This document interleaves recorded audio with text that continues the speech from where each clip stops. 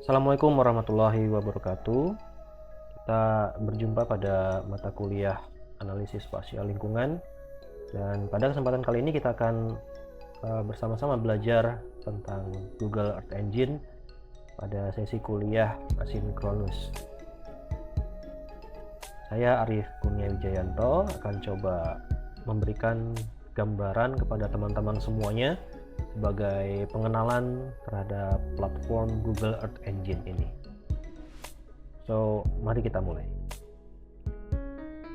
Ini adalah konten yang akan kita sama-sama simak selama jalannya kuliah kali ini. Pada kuliah kali ini, saya akan memberikan beberapa hal. Yang pertama adalah pengantar, apa itu Google Earth Engine. Kita akan coba kenal terlebih dahulu. Lalu dilanjutkan dengan yang kedua, dengan beberapa contoh penerapan dari GEE atau Google Earth Engine. Lalu kemudian dilanjutkan lagi dengan antarmuka dari Google Earth Engine.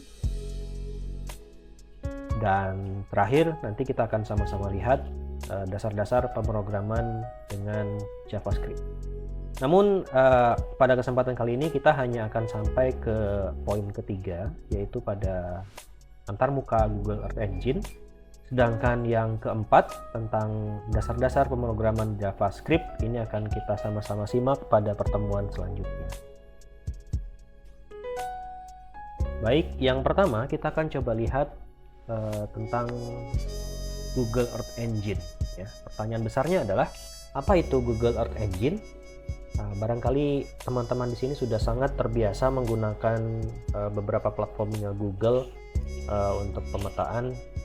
Yang paling umum saya yakin adalah Google Maps, atau mungkin banyak juga yang sudah menggunakan Google Earth.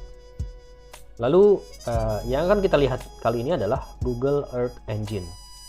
Nah, apakah Google Earth Engine ini sama dengan Google Maps atau juga sama dengan Google Earth? Ya. Jadi yang perlu teman-teman ketahui adalah Google Earth Engine ini berbeda dengan Google Earth atau bahkan Google Maps. Ya. Ketiga nama tadi itu semuanya adalah produk dari Google yang masing-masing memiliki fungsi yang berbeda.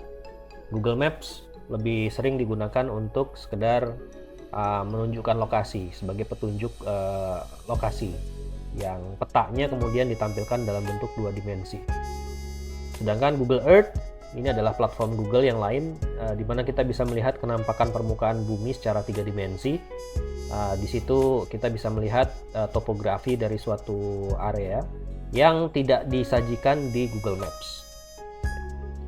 Lalu yang ketiga, apa itu Google Earth Engine? Nah, ini yang akan sama-sama kita coba lihat pada pertemuan kali ini ya, di bagian pertama.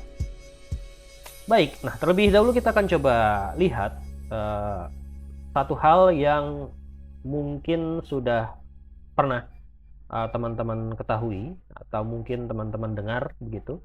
Ada istilahnya komputasi awan atau cloud computing.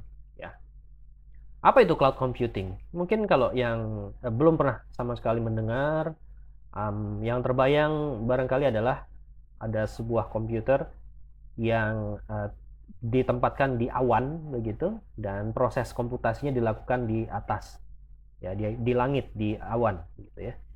Nah, apakah ini yang disebut sebagai cloud computing? Ya, tentu saja tidak ya, teman-teman ya. Saya yakin teman-teman sudah sering mendengar istilah ini ya, tapi apa itu komputasi awan? Ya, jadi jangan dibayangkan bahwa ada komputer yang ada di atas sana, di awan, yang kemudian proses komputasinya tadi dilakukan di atas awan ya. Sama sekali tidak seperti itu ya. Jadi definisi dari komputasi awan adalah bagaimana kita bisa melakukan proses komputasi dengan menggunakan resource yang tidak ada di sisi kita. Ya, itu definisi sederhana dari komputasi awan. Ya, awan itu apa? Awan yang dimaksud di sana itu hanya sebagai perumpamaan saja ya, teman-teman ya. Jangan dianggap itu adalah awan yang sebenarnya ya. Itu hanya perumpamaan saja. Jadi ibaratnya kita memiliki resource yang tidak ada di lokasi kita, gitu ya. Tidak kita miliki, gitu ya. Misalnya ya, kita melakukan komputasi awan di mana komputernya itu ada di misalnya ya di dalam kampus kita ya, komputernya ada di gedung rektorat begitu misalnya ya. Tapi kemudian kita bisa mengakses komputer itu secara remote dari jarak jauh misalnya ya, dari Fahutan misalnya. Kita bisa remote komputer itu, lalu kita olah data di sana, dan kemudian semua proses itu dijalankan di komputer yang ada di gedung rektorat tadi. Gitu ya. Itu yang kita sebut ya sebagai komputasi awan. Ya, bahkan tentu saja skopnya tidak sesempit itu, tapi bisa bahkan lintas negara ya, misalnya teman-teman meminjam fasilitasnya Google gitu misalnya ya, untuk melakukan komputasi ya, itu yang kemudian lumrah disebut sebagai komputasi awan. Nah, Google Earth Engine ini adalah salah satu bentuk dari layanan komputasi awan ya. Jadi pendeknya kita meminjam resource dari Google ya, yang disediakan oleh Google untuk melakukan komputasi. Ya. Nah, secara graphical kira-kira bisa kita gambarkan seperti ini. Literal and visual definition of cloud computing ya. Secara literal kita bisa artikan cloud computing itu sebagai the practice of using a network of remote servers host on the internet to store, manage, and process the data rather than a local server or a personal computer. Jadi itu ada di remote ya. Tadi saya sebutkan beberapa kali remote server. Remote server yang kemudian bisa diakses melalui jaringan internet. Untuk apa? Ya, untuk menyimpan, untuk memanage, mengelola begitu ya, lalu mengolah data. Ya, menyimpan, mengelola dan mengolah data. Daripada hanya sebuah local server yang ada di sisi kita atau mungkin sebuah personal computer. Begitu ya. Jadi gambarannya kira-kira seperti itu yang kita bisa lihat di sini ya. Nah, di sini laptops gitu misalnya, server atau mungkin desktop atau mungkin tablet dan juga phone. Nah, ini yang kita sebut sebagai pengguna ya atau klien begitu ya. Nah, klien-klien ini yang kemudian mengakses data dari yang namanya cloud. Nah, ini yang kita bayangkan bentuknya seperti awan ya. Ini adalah cloud. Apa saja yang ada di dalam cloud? Ya, ada banyak. Ada storage di situ ya. Infrastrukturnya di sini berupa hardware ya, perangkat komputasi, lalu juga database misalnya, jaringan ya. Lalu dalam bentuk platform misalnya ya, layanannya itu dalam bentuk platform misalnya. Apakah itu layanan database ya, lalu macam-macam ya, atau dalam bentuk aplikasi. Nah, nanti kita akan sama-sama lihat ya, aplikasi dari Google Earth Engine ini sebenarnya bentuk layanannya apa sih ya? Apakah layanannya itu berupa application atau platform atau juga infrastructure?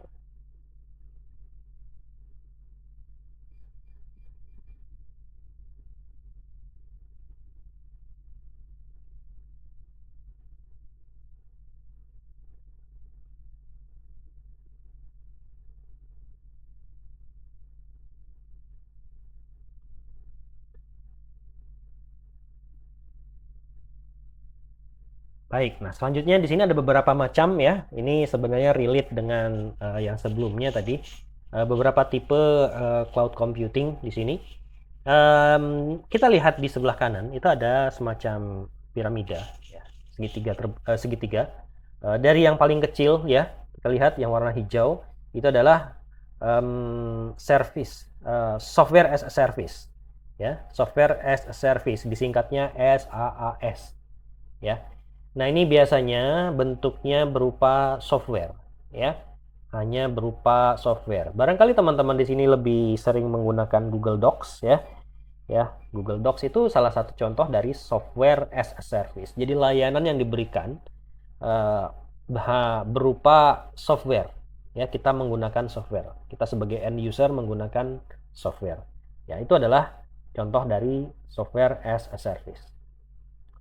Google Docs itu cloud computing ya teman-teman ya, secara sederhana kita sebut sebagai cloud computing yang jenis layanannya adalah software as a service.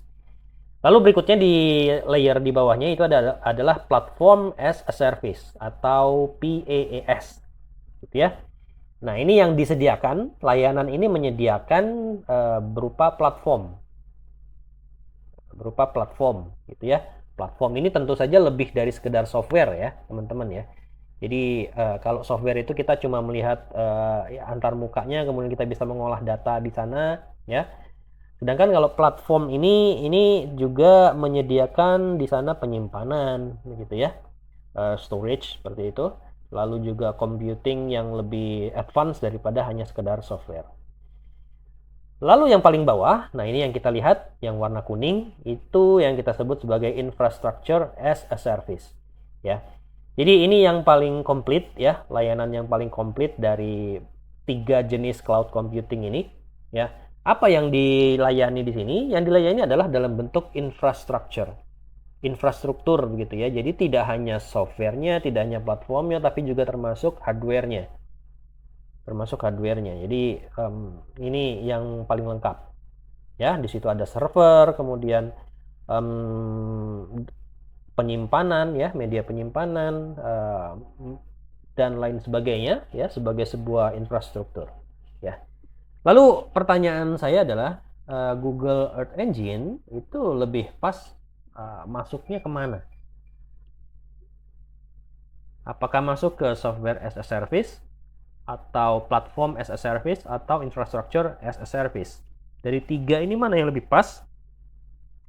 Yang lebih pas adalah masuk ke platform as a service. Jadi yang diberikan berupa platform, tidak hanya software, tapi tidak juga termasuk infrastrukturnya, gitu ya. Jadi Google Earth Engine itu kita kategorikan sebagai platform as a service. Gitu. Apa kemudian keuntungan dari cloud computing ini? Ya, apa saja? Yang pertama adalah availability. Ini terkait dengan ketersediaan. Ketersediaan apa saja? Ketersediaan data misalnya ya. Lalu ketersediaan waktu, ya. Availability-nya ini terjamin jika kita menggunakan layanan cloud computing. Data itu bisa kita akses dari mana saja, kapan saja, gitu ya. Yang jelaskan layanan ini digunakan oleh orang-orang sedunia. Orang-orang sedunia itu tempatnya berbeda, zona waktunya juga berbeda, tentu saja, gitu ya. Jadi ketersediaan ini memang harus terjamin ya dalam konsep cloud computing.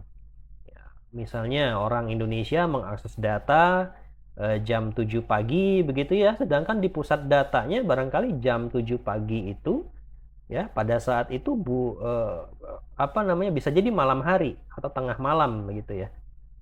Jadi server ya itu memang harus tersedia setiap saat karena orang lain bisa jadi mengakses tidak tertentu waktunya, gitu ya. Lalu yang kedua, cost reduction ya, mengurangi biaya. Jadi model cloud computing ini biasanya memang berbayar begitu ya, tapi yang dibayarkan itu adalah sesuai dengan apa yang kita gunakan. Pay as you go ya, jadi istilahnya seperti itu, pay as you go model. Apa yang kita gunakan, misalnya kita menggunakan storage sekian gigabyte, lalu RAM sekian gigabyte ya, jumlah tertentu itu bayarannya berbeda dengan jumlah yang lainnya. Jadi ya sesuai dengan apa yang dipakai ya, karena itu juga nanti akan menghemat biaya pemeliharaan, biaya perbaikan, dan juga biaya upgrade. Jadi ya karena sistemnya adalah sewa begitu ya, sewa, maka kita tidak perlu melakukan maintenance, tidak perlu melakukan perbaikan dan juga upgrading ya, semua dilakukan oleh penyedia jasa. Lalu yang berikutnya terkait dengan mobility. Mobility ini juga sebenarnya relate dengan availability, di mana kita bisa mengakses data dan juga aplikasi dari beberapa macam device ya, tidak tergantung pada satu device saja ya. Kalau teman-teman misalnya menggunakan software Quantum GIS gitu ya, Quantum GIS ini hanya bisa jalan tentu saja di device yang memang mendukung gitu ya. Let's say kalau di Android ya, di handphone gitu misalnya, itu kita tidak bisa menggunakan Quantum GIS. Tapi bagaimana dengan cloud computing? Nah, kita bisa melakukan proses komputasi itu di device yang tidak terbatas gitu ya, bisa di mana saja ya. Ini kemudian bisa memungkinkan ya keterkoneksian ya employee, partner, dan suppliers globally. Jadi tidak terikat dengan device tertentu. Lalu scalability ya, kemudahan untuk di scale up ya.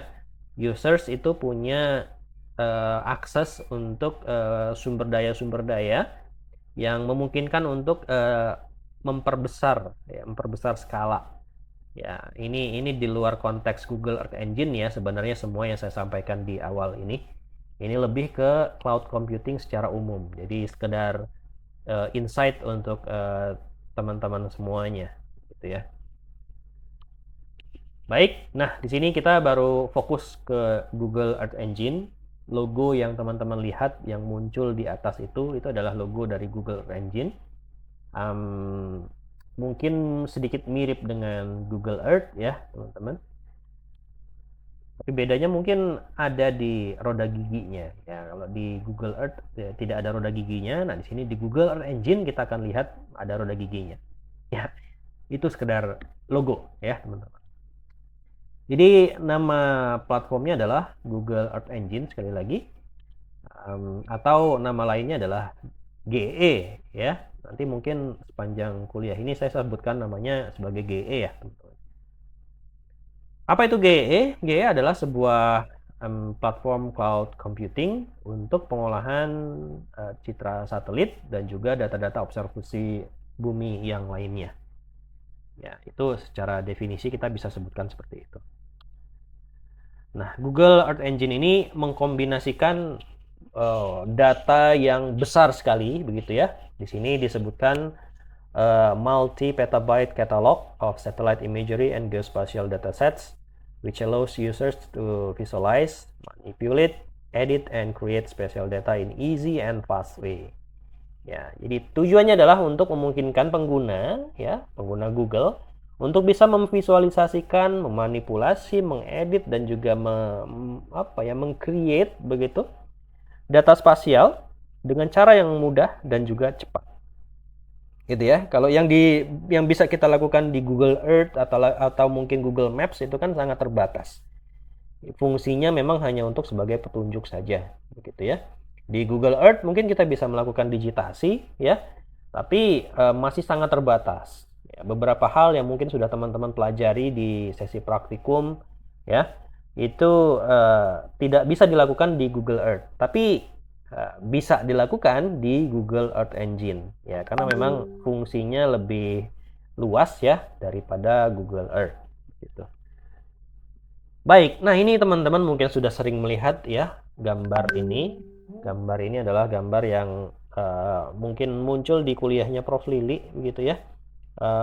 Bahwa di atas sana, di antariksa di sana, itu banyak sekali satelit-satelit ya.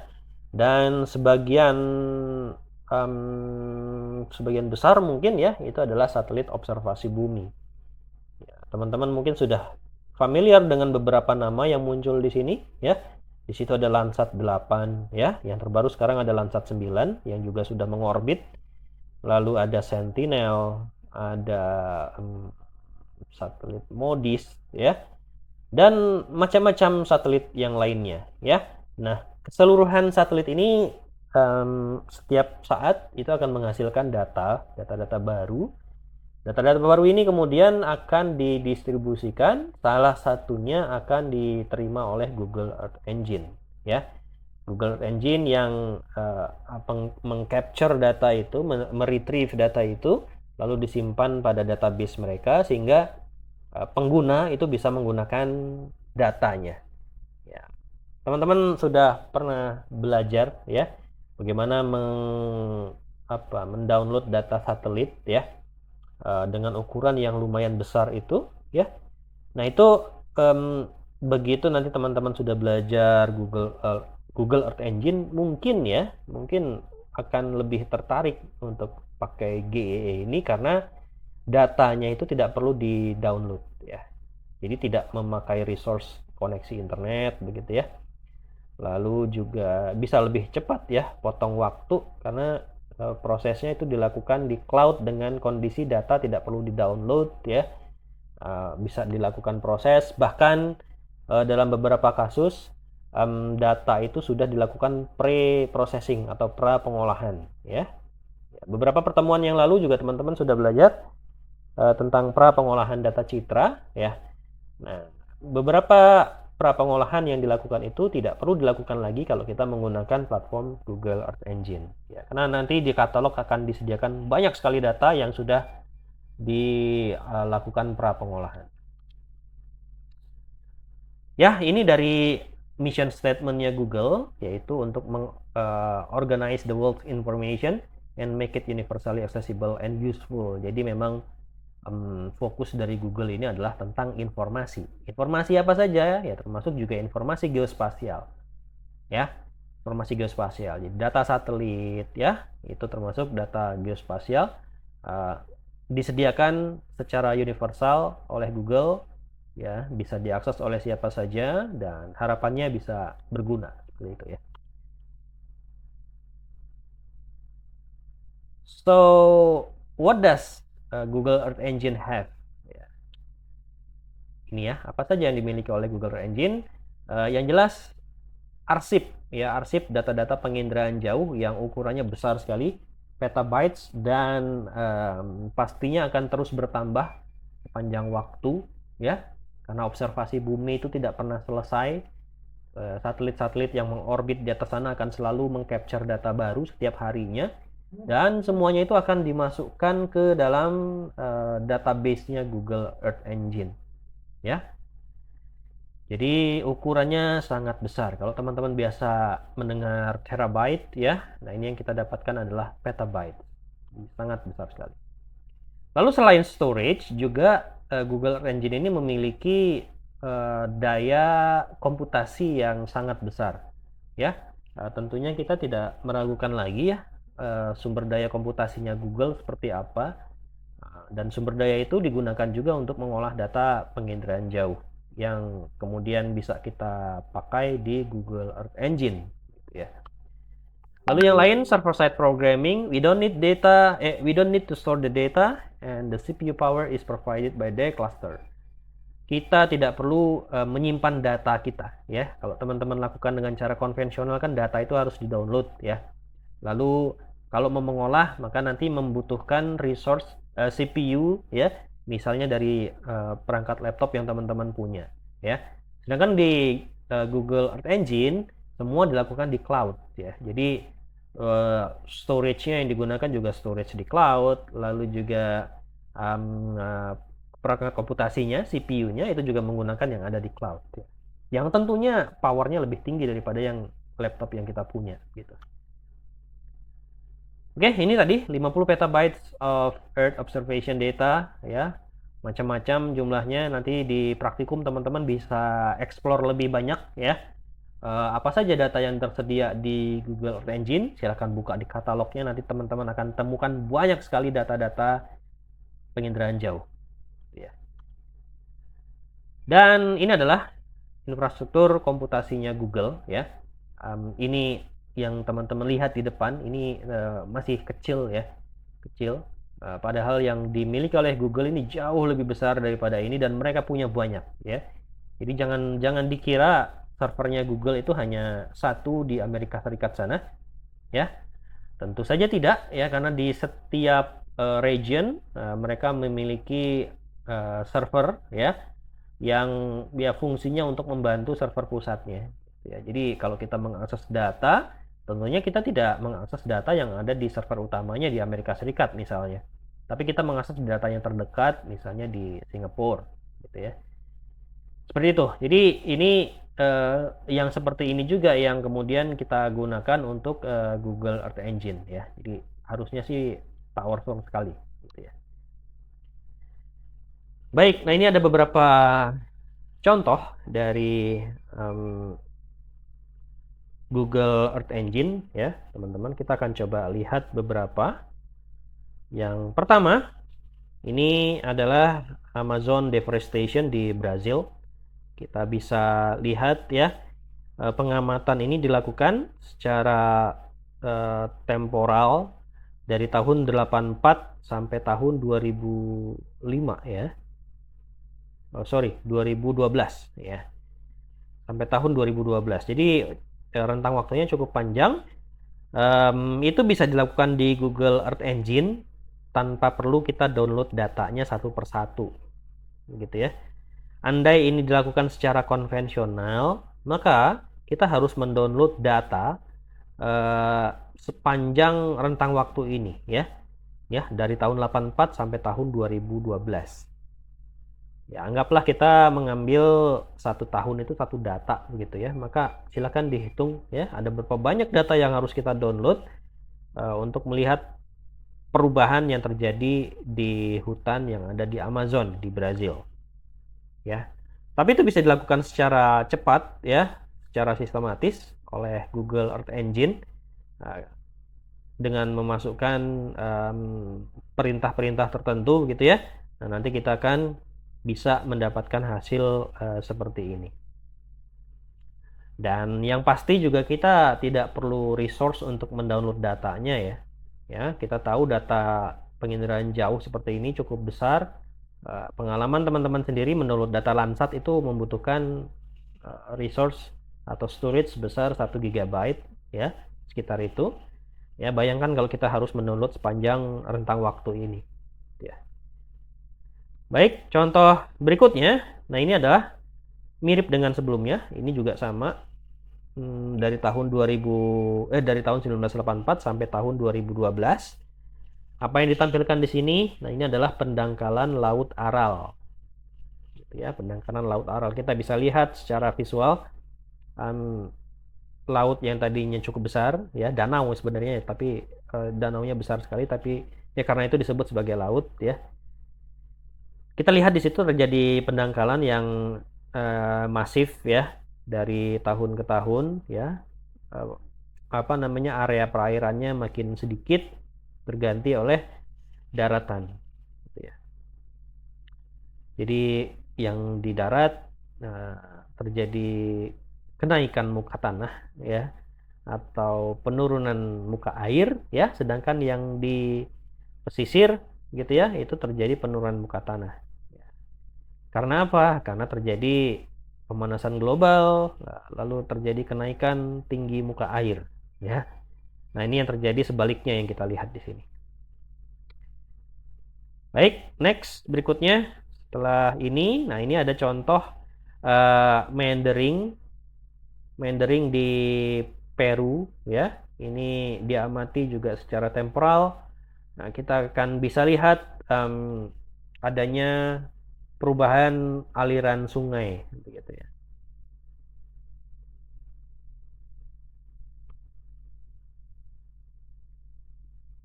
Berikutnya, nah ini contoh yang ada di Dubai, Uni Emirat Arab ya. Kita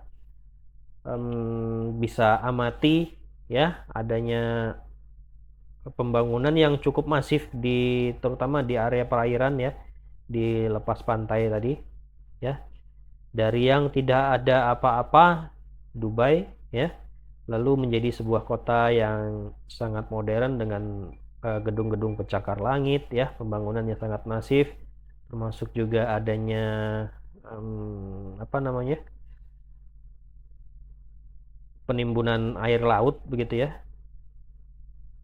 yang membuat daratan baru untuk properti seperti hotel dan apartemen ya, macam-macam. Ini bisa kita amati perubahan itu melalui citra satelit seperti ini ya.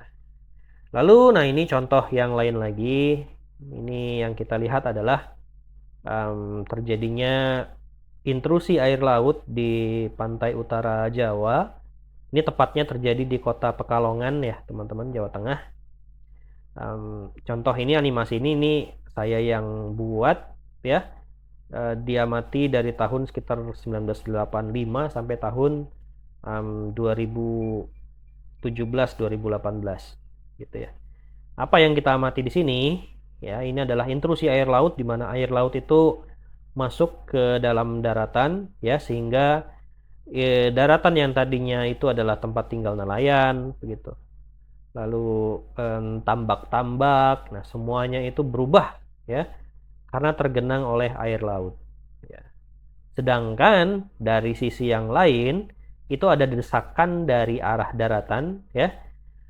Air itu turun gitu ya, turun dari hulu menuju ke hilir, dan problemnya adalah air tidak kembali ke laut ya.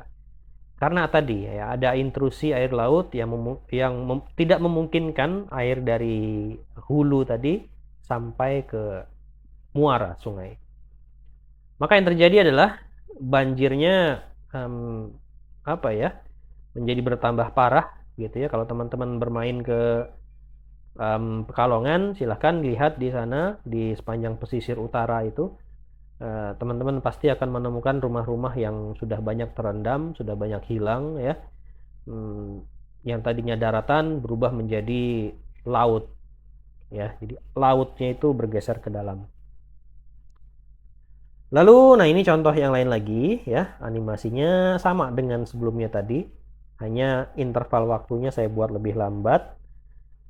Ini lokasinya ada di sekitar Cilacap. Yang teman-teman lihat ada daratan di sana. Itu sebenarnya dulunya adalah muara sungai, danau di muara sungai gitu ya.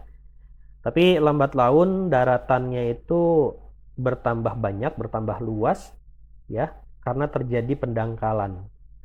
Selain pendangkalan juga terjadinya endapan begitu ya, yang terus terakumulasi sepanjang tahun begitu, sehingga daratannya itu bukan cuma sedimentasi, tapi betul-betul sudah menjadi sebuah daratan baru ya, yang dipenuhi oleh vegetasi. Nah ini kalau kita lihat, ini adalah kombinasi warna false color composite ya, sehingga yang kita lihat di situ berwarna kemerahan. Nah itu semua adalah vegetasi ya, semua adalah vegetasi ya. Kita lihat di situ daratan timbulnya didominasi sebenarnya oleh vegetasi ya, belum ada pembangunan memang di daratan baru itu ya. Nah, kita tentu saja berharap tidak ada pembangunan di situ ya, karena memang itu daratan baru yang bisa saja suatu saat nanti kembali akan tergenang oleh air ya, karena itu memang tempatnya air awalnya ya. Gitu. Nah, ini bisa dilakukan dengan Google Earth Engine ya. Tentunya akan merepotkan kalau kita harus melakukan analisis satu persatu dari tahun ke tahun secara manual ya. Tapi dengan menggunakan Google Earth Engine ini bisa dilakukan dengan cara yang mudah ya. Kita cukup panggil data satelit tertentu ya, pada rentang sekian sampai sekian ya waktunya ya. Lalu semua itu digabung menjadi satu citra ya. Itu semua tidak perlu kita download ya. Bayangkan kalau memang harus di-download secara konvensional ya, ada berapa banyak storage yang harus kita siapkan ya. Baik, contoh-contoh yang lainnya ya, teman-teman bisa akses di alamat ini ya, earthengine.google.com/timelapse. Di situ nanti akan teman-teman dapatkan beberapa contoh timelapse yang semuanya dibuat dari Google Earth Engine ya. Untuk praktikum nanti teman-teman akan coba beberapa contoh dasar begitu ya. Tapi untuk bisa melakukan itu teman-teman tentunya harus punya akun Google Earth Engine ya. Akun Google Earth Engine ini sama dengan akun Google. Jadi kalau teman-teman sudah punya akun Google, dan memang saya yakin teman-teman pasti semuanya punya ya, karena akun IPB itu menggunakan Google. Jadi silakan gunakan akun IPB masing-masing untuk mendaftar di Google Engine. Tidak mendaftar sebenarnya ya, karena teman-teman sudah punya akun. Jadi hanya ibaratnya mengaktifkan fitur Google Earth Engine itu di akun masing-masing. Ya, ini pastikan nanti sebelum praktikum teman-teman sudah punya akun masing-masing sehingga di kelas tidak kesulitan lagi ya untuk membuat akun. Gitu. Baik, nah ini contoh-contoh yang lain dalam bentuk publikasi ilmiah ya. Yang menggunakan Google Earth Engine. Di sini ada sebuah paper yang ditulis oleh Pak Aryo Adi Condro, lalu di situ juga ada Pak Yudi Setiawan, Pak Lili, dan kawan-kawan yang lain, gitu ya. Paper ini tentang bagaimana kita bisa melakukan pemetaan komoditas strategis di Indonesia. Komoditas strategis itu apa saja? Ya, ada 5 kalau tidak salah ya yang disebutkan di sini. Ada kakao, ada padi, ada teh, ada sawit, ada karet, ya. Nah, kelima komoditas itu yang dicoba untuk dipetakan dengan menggunakan tools Google Earth Engine, ya. Di situ dituliskan cloud computing platform, ya. Ya, yang dimaksud adalah Google Earth Engine. Ya, ini skalanya adalah nasional. Ya, pemetaan ini skalanya nasional. Bayangkan teman-teman kalau diminta untuk memetakan secara nasional satu persatu begitu ya. Misalnya menggunakan data satelit Landsat 8 ya. Landsat 8 untuk mengcover satu Indonesia itu butuh sekian banyak scene ya. Dan semuanya harus di-download ya. Dan karena ini adalah pemetaan yang tujuannya memetakan komoditas, maka ada suatu syarat sendiri yaitu tutupan awannya serendah mungkin ya. Kenapa harus rendah mungkin? Karena jika memang tertutup awan ya kita tidak bisa melakukan klasifikasi di situ apakah itu adalah komoditas yang 5 tadi atau bukan ya.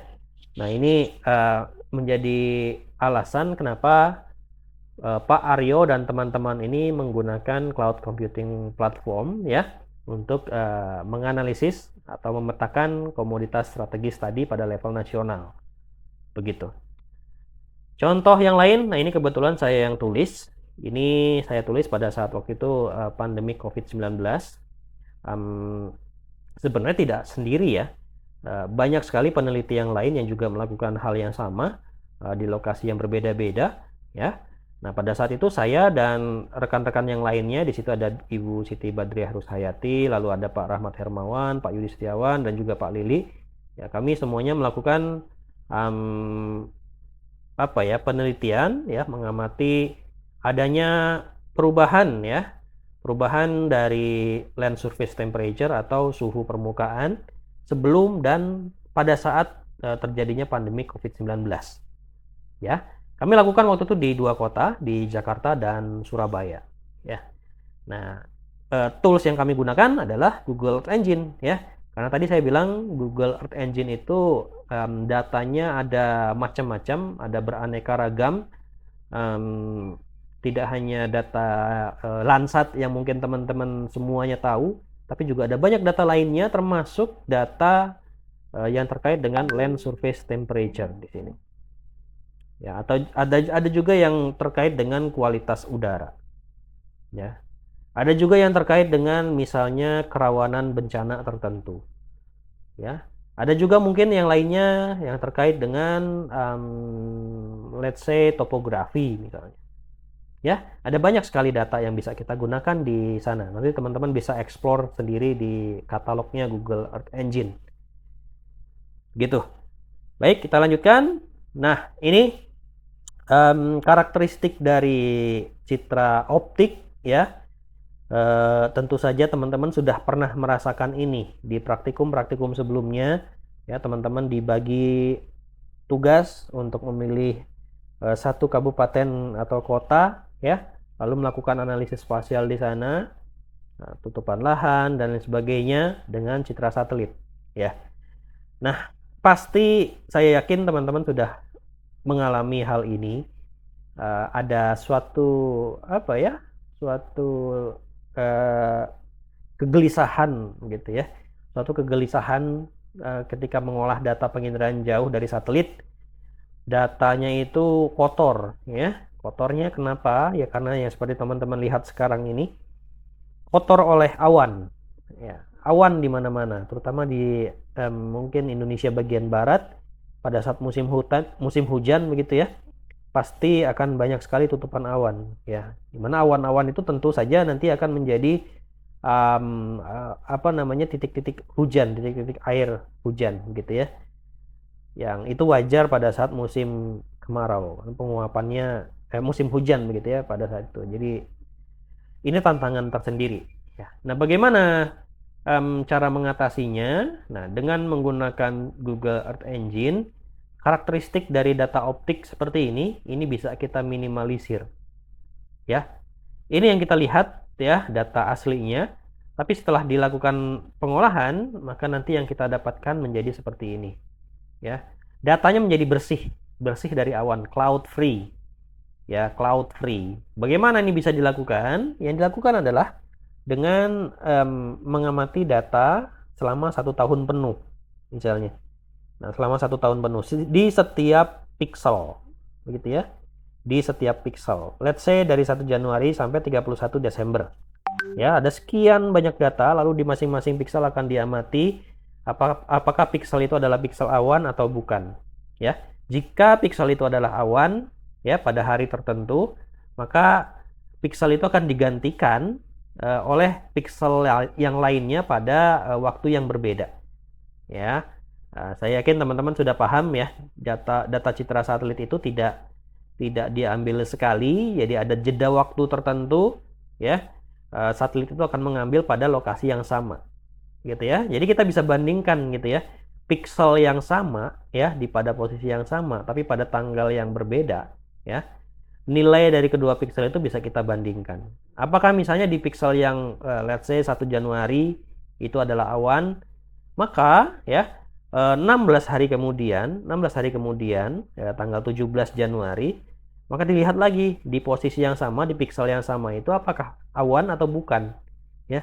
Kalau memang di situ bukan awan pada saat itu, maka pixel awan tadi akan digantikan oleh pixel yang non awan yang bersih ya.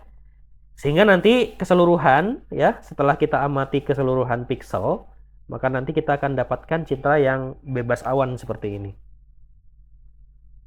Ya, tentu saja ada kemungkinan ya 1 tahun itu tidak cukup ya. Jadi ada kemungkinan pixel tertentu di sepanjang tahun itu isinya awan semuanya.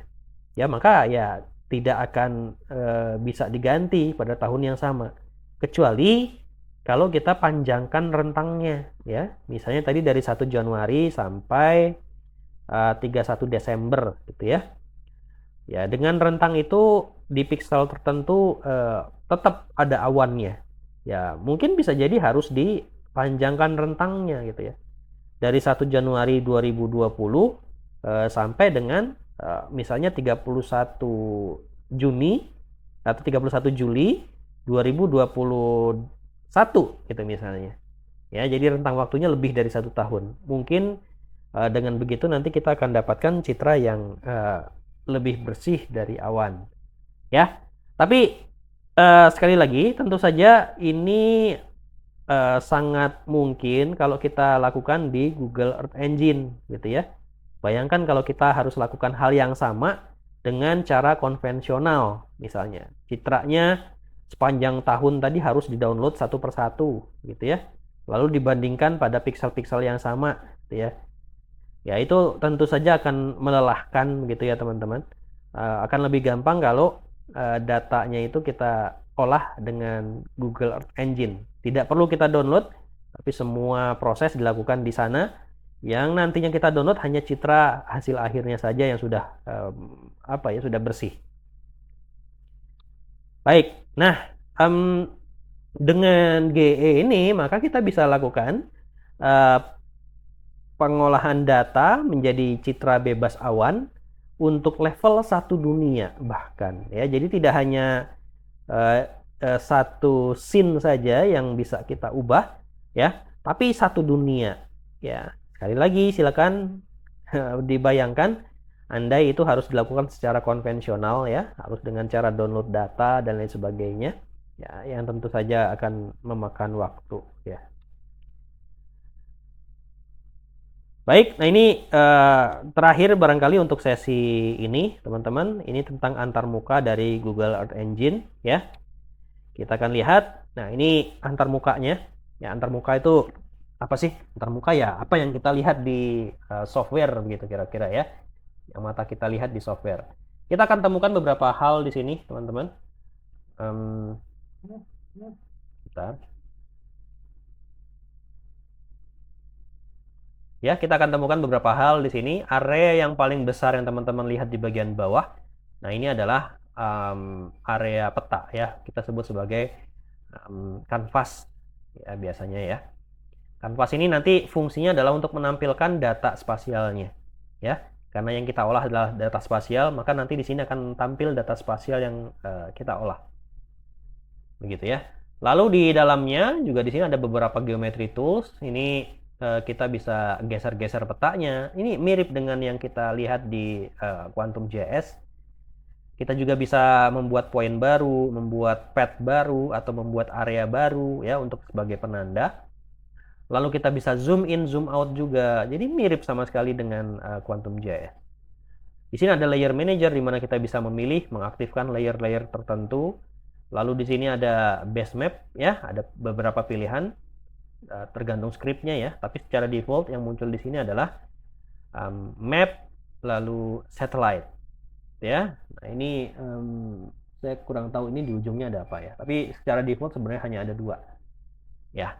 Lalu yang lain di bagian atas, bagian baris atas di sini yang paling kiri ini kita akan dapatkan beberapa ya. Nanti di praktikum lebih jelas ya. Yang jelas di sini tempat kita bisa mengakses beberapa script yang sudah kita tulis.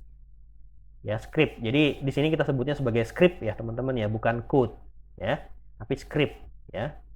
Bahasa yang digunakan di sini adalah bahasa JavaScript gitu ya. Bukan bahasa Jawa ya, tapi bahasa JavaScript ya. Bahasa JavaScript itu biasanya dipakai di pemrograman berbasis web. Ya. Lalu di bagian tengah, nah ini adalah tempat kita menuliskan kode. Jadi di Google Earth Engine ini nanti teman-teman belajar untuk menulis script. Ya, saya lagi bukan kode ya, saya koreksi, menulis script. Ya. Kalau teman-teman dulu mungkin ada yang bercita-cita menjadi mahasiswa di ilmu komputer, nah ini cita-cita teman-teman akan terwujud di sini. Ya. Dimana kita akan belajar menulis script ya, scripting ya. Saya tidak sebut sebagai coding ya, tapi scripting ya, lebih pas disebut scripting. Ya, nanti kita tulis scriptnya di sini. Kita belajar membuat script ya, pemrograman sederhana ya. Lalu di sebelah kanan atas, nah ini kita akan temukan beberapa tools ya, inspektor. Lalu di situ ada console output ya. Console output ini nanti kita akan lihat output dari kode yang kita tuliskan. Ya, operasi-operasi yang kita tuliskan itu akan dimunculkan di konsol. Lalu yang terakhir adalah task.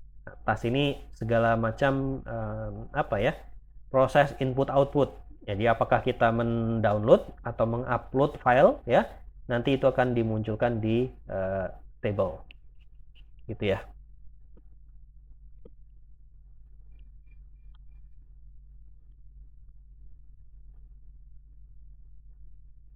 Baik, ini terkait dengan dasar-dasar pemrograman dengan JavaScript.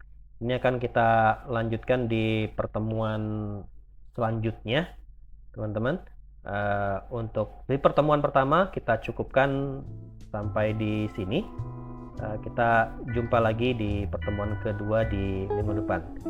Karena ini adalah kuliah asinkronus, maka saya beri kesempatan teman-teman untuk bertanya ya. Silakan kalau ada yang ingin ditanyakan terkait dengan materi kuliah tadi, bisa ditanyakan di grup WhatsApp kelas ya, bukan di grup WhatsApp praktikum ya teman-teman ya. Silakan tanyakan di grup WhatsApp kuliah ya. Terima kasih. Assalamualaikum warahmatullahi wabarakatuh.